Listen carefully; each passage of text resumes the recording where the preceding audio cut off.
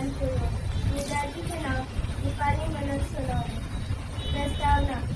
भारत हा जगातील सर्वात मोठ्या लोकसंख्येचा आणि तरुणांचा देश आहे. आपल्या देशात अनेक प्रतिभावांना शिक्षित आणि अशिक्षित मेहनती तरुण आहेत.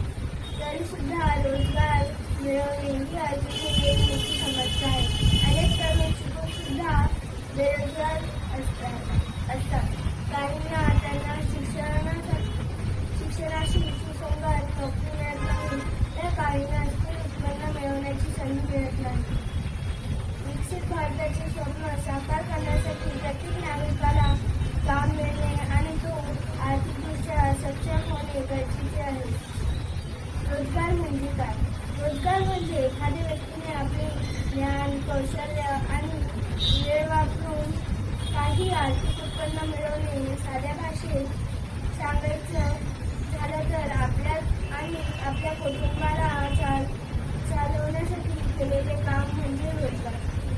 रोजगार समस्या म्हणजे काय? जेव्हा लोकांकडे काम करण्याची इच्छा आणि पात्रता असते पण तरीही त्यांना योग्य काम मिळत नाही, तेव्हा त्याला रोजगार समस्या किंवा बेरोजगारी म्हणतात. भारतासारख्या मोठ्या देशात ही समस्या खूप गंभीर स्वरूपाची आहे. रोजगार समस्येची मुख्य कारणे: लोकसंख्येची झपाट्याने वाढ.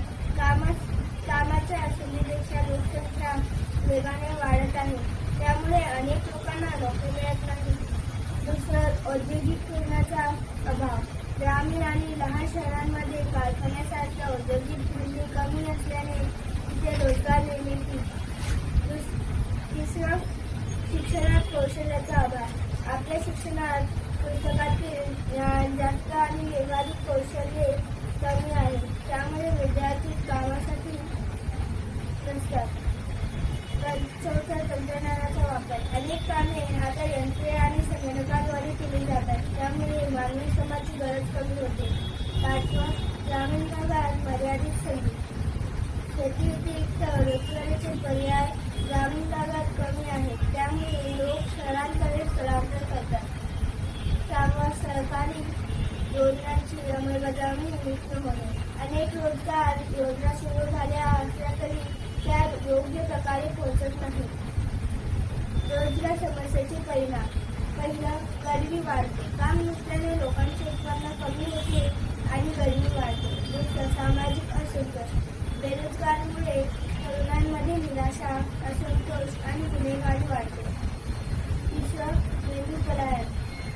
कुशल आणि शिक्षित लोक परदेशात नोकरीसाठी जातात, त्यामुळे देशाचे प्रतिभाशाली मनुष्यबळ कमी होते. चौथे, देशाचा विकास मंदावतो. जेव्हा काम करणारे हा निष्क्रिय राहतात तेव्हा देशाच्या प्रगतीचा वेग कमी होतो.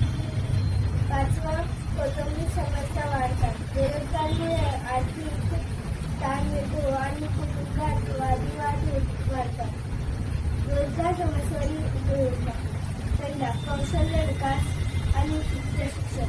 तरुणांना त्यांच्या आवडीप्रमाणे आणि गरजेनुसार व्यावहारिक प्रशिक्षण मिळाले पाहिजे. दुसरं, उद्योगांना प्रोत्साहन. सरकारने लघु आणि मध्यम उद्योगांना मदत करून नवी रोजगार निर्मिती करावी. तिसरं, शैक्षणिक सुधारणा. शिक्षण अधिक व्यावहारिक आणि रोजगारन्मुख केले पाहिजे. चौथं, ग्रामीण भागात उद्योग सुरू करणे. ग्रामीण भागात शेती संबंधित हस्तकला, दूध व्यवसाय, पर्यटन इत्यादी क्षेत्रात रोजगार उपलब्ध करून द्यावा. पाचवा, स्वरोजगाराला चालना.